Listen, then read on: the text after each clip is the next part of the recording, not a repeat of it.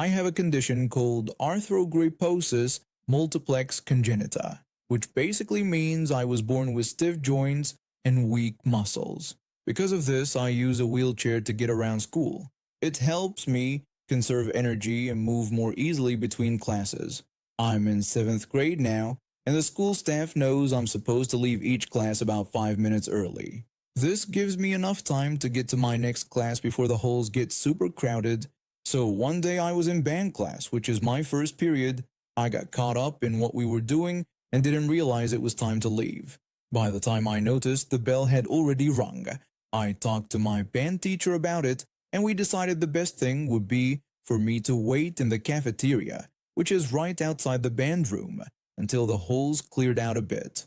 My band teacher told me he'd call my math teacher to let him know I'd be a few minutes late. I thanked him, feeling grateful for his understanding. He made the call and my math teacher was totally fine with it. So there I was, sitting in my wheelchair just inside the cafeteria, waiting for the crowd to thin out. That's when the head principal showed up. Let's just call him Mr. Principal. He came marching into the cafeteria, looking pretty angry. Mr. Principal yelled at me, demanding to know why I wasn't in class. I nervously explained that I hadn't been paying attention and the bell had rung before I left. This seemed to make him even angrier. I could tell he was about ready to give me detention. Mr. Principal scolded me, saying that wasn't a good reason to be sitting and waiting, and ordered me to go to class immediately. I was getting really stressed out. I'd never been in a situation like this before, and I didn't know what to do. Should I risk getting stuck in the halls, possibly getting run over, or running someone else over? Didn't Mr. Principal remember that he was supposed to be okay with me leaving early or arriving a bit late? I tried to explain that I had talked to my band teacher and we had decided it would be best for me to wait for the halls to clear. I mentioned that he had even messaged my math teacher, who had agreed with the plan. You could practically see steam coming out of Mr. Principal's ears at this point. Mr. Principal angrily declared that he didn't care what my teacher said and insisted that I needed to get to class right away. By this time, the second bell had rung, and class had already started. The halls were finally clearing out, and I was ready to go. I reminded Mr. Principal about a meeting we had a few months ago about what works best for me, where he had agreed it was fine if I'm a few minutes late to class sometimes. In response, Mr. Principal threatened me with in-school suspension if I didn't get to math class right away. Trying hard not to cry, I agreed to leave right away. But then Mr. Principal contradicted himself, saying I couldn't go anywhere until he said so. I pointed out his contradiction, feeling frustrated and confused. I was so upset I could barely think straight. Part of me wanted to ram into him with my wheelchair, but I knew that would only make things worse. Mr. Principal then tried to backtrack, saying he was still talking to me and blamed me for not paying attention to the time. I attempted to reason with him, saying that everyone makes mistakes and gets behind sometimes. Finally, Mr. Principal let me go to class, but not before warning me that I'd be in big trouble if he ever saw me sitting in the halls waiting again. So I finally made it to math class. My math teacher was super understanding when I got there. He welcomed me, acknowledging that he knew I'd be a little late but suggested we talk after class since I'd missed about 10 minutes. I agreed, feeling relieved at his understanding. I sat through the lesson, and when it was time to work on our assignment, my math teacher called me over. He asked why I was so late, mentioning that he knew I'd be a few minutes behind but was surprised by how long it took. I explained the situation with Mr. Principal, telling him how the principal had seen me waiting in the cafeteria and wasn't happy about it. My math teacher expressed sympathy and understanding, clearly upset about what had happened. I could tell he was really bothered by the situation. Over the next few days, I found out he had gotten together with some of the other teachers. They reported Mr. Principal for how he had been treating both teachers and students. It turns out I wasn't the only one he'd been given a hard time. A couple of weeks later, we all found out that the Board of Education had decided to fire Mr. Principal. One of the assistant principals took over his job, and guess what? They hired my math teacher as one of the new assistant principals. I was so relieved that Mr. Principal was gone. It turned out that pretty much nobody at the school had liked him. Ever since then, things have been much better at school. The new principal and assistant principals actually listen to us and try to understand our situations. They work with us to find solutions instead of just yelling and threatening punishment. I still leave class a little early sometimes, but now I don't have to worry about getting in trouble for it. It's nice to feel like the people in charge actually care about making school work for everyone, not just making everyone follow the rules no matter what. I've always been a small town girl, born and raised in this little place where everyone knows your name and your business. It's the kind of town where you can't sneeze without someone offering you a tissue from 3 streets away. I'm 18 now, but I've been working at our local bakery since I was 16. Our bakery isn't just a place for fresh bread and pastries, it's a community hub. On any given day, you'll see sweet old couples sharing a scone, kids excitedly picking out treats, and the local gossip mill churning faster than our mixers. I've grown up here, watched faces age, and seen new ones arrive. It's home. When the pandemic hit, everything changed. Our sleepy town suddenly felt like it was holding its breath. The bakery, being an essential business, stayed open. We adapted, wore masks, and tried to keep some sense of normalcy in a world gone mad. That one day started like any other during those strange times. I'd been called in for an extra shift because we were short-staffed. Money's money, so I didn't mind. Plus, it gave me something to do other than stare at my bedroom walls. The morning rush was in full swing. Builders were lining up for their bacon baps, and we were running low on everything. My boss, a no-nonsense woman who could probably run the country if she put her mind to it, sent me on a butter run to the shop next door. I quickly agreed to my boss's request, showing my readiness to help out. I took off my apron, grabbed some cash from the till, and headed out. The shop next door was our lifeline for last-minute supplies. I ducked in, grabbed the butter, and was out in a flash. That's when things got interesting. As I approached the bakery door, this woman appeared out of nowhere. She stuck her foot out, blocking my path. I could feel my anxiety rising. Close contact with strangers during a pandemic? Not my idea of fun.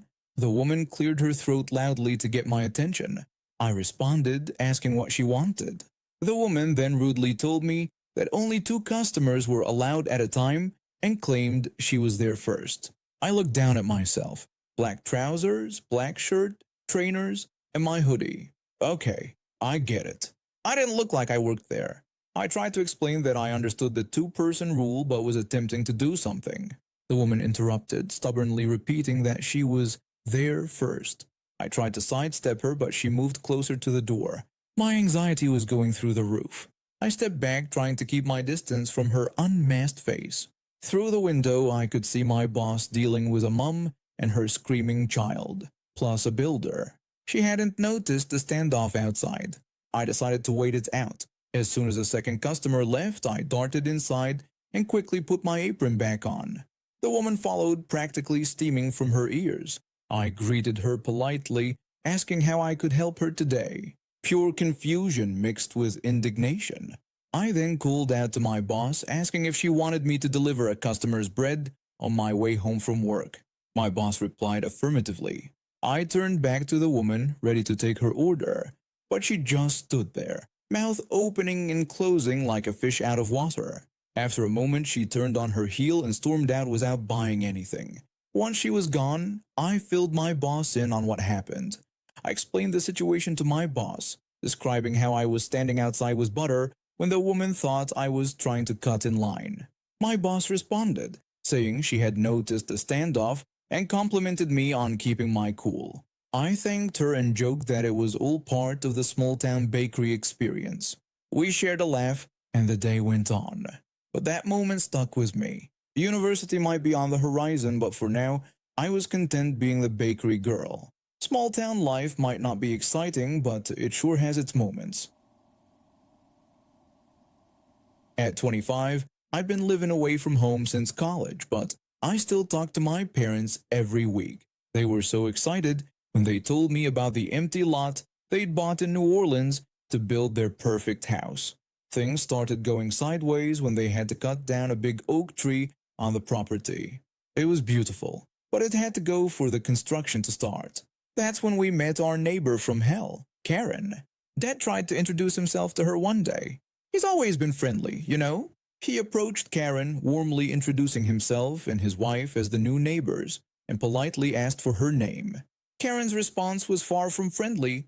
She rudely told him that her name was none of his business and refused to shake his hand, citing COVID as an excuse.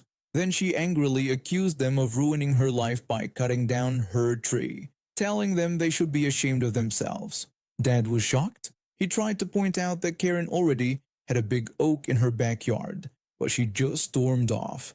We never figured out why she thought our tree was hers. From then on, it was constant trouble. Karen complained about everything. One time, she threatened to call the police because the construction was too loud in the middle of the day. Another time, she said she'd report the construction company for using illegal immigrants and get the whole project shut down. The company owner had to threaten her with a lawsuit to make her back off. She even tried to get my parents' car towed when they parked by their own unfinished house. The tow truck driver saw where the car was and told Karen he'd bill her if she wasted his time again. It went on and on. Karen did everything she could to mess things up. But finally the house was done and my parents moved in after the holidays. Mom caught Karen watching them bitterly from her window as they moved boxes in. We thought it might never end, but then Mother Nature stepped in. During some bad winter storms, the oak tree in Karen's backyard fell over. It missed her house but crushed her new Jaguar.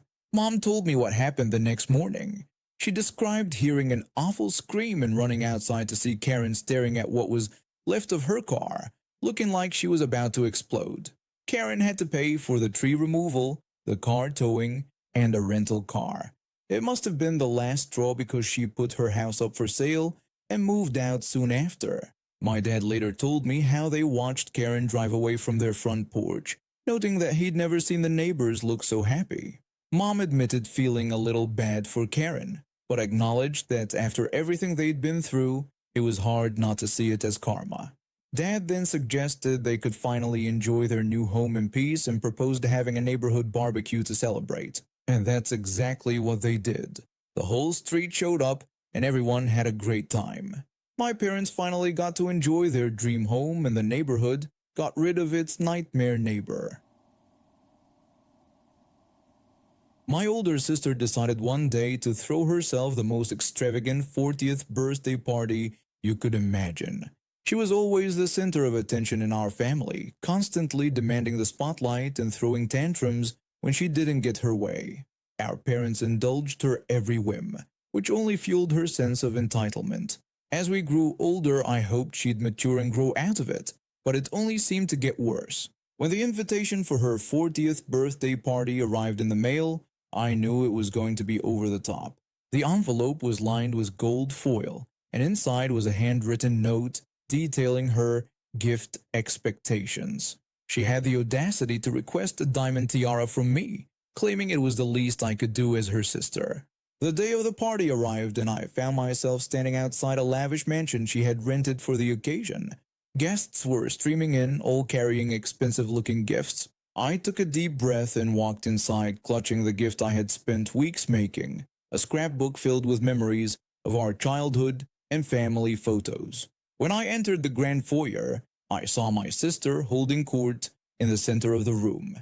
She was wearing a sparkling gown that probably cost more than my car, and a crown perched atop her perfectly coiffed hair.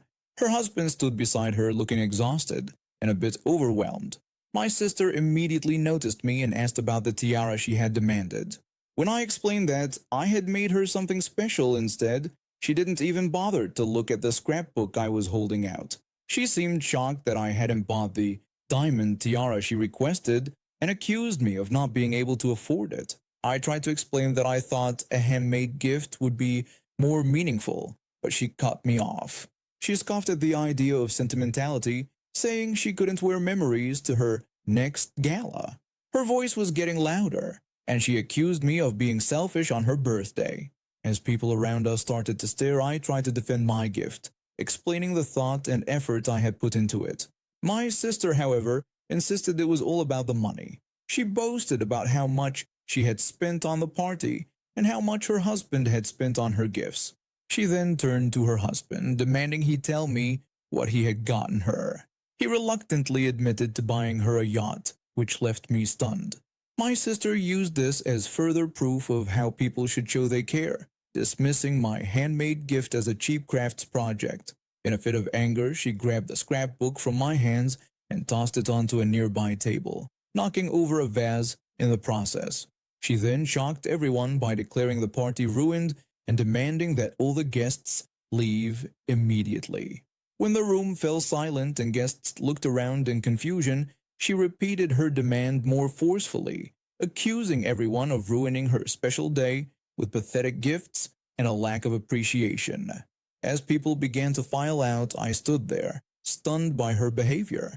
I tried to reason with her, pointing out that these people had come to celebrate with her. But she dismissed this, claiming they had only come to disappoint her. She then announced her plan to throw another party the following weekend, insisting that this time guests should bring gifts worthy of her. A few days later, I received another invitation demanding that all guests bring double the gifts to make up for their failure. When I called to talk some sense into her, she was already planning her revenge. She threatened to sue guests who didn't show up with appropriate gifts for emotional distress. I tried to explain that she couldn't sue people for not buying expensive gifts, but she was convinced she could and that she deserved compensation for the trauma they had caused. Realizing there was no reasoning with her, I hung up. Over the next few weeks, I heard from friends and family who had received threatening letters from a lawyer my sister had apparently hired. It was also absurd that at first no one took it seriously, but then something unexpected happened. One of the guests she threatened turned out to be a judge. He didn't take kindly to being bullied and decided to teach my sister a lesson. He reported her lawyer for unethical practices, which led to an investigation. As it turned out, my sister had been living well beyond her means for years. The mansion, the yacht, even the lawyer, it was all funded through credit cards and loans she had no way of repaying. The investigation uncovered a web of financial fraud that she and her husband had been orchestrating for years. In the end, karma caught up with her in the most spectacular way. Instead of celebrating her 40th year in luxury, she found herself facing legal troubles, mountains of debt, and the collapse of her carefully crafted image of wealth and importance. As for me, I kept that scrapbook. Maybe one day when she's learned her lesson, I'll give it to her.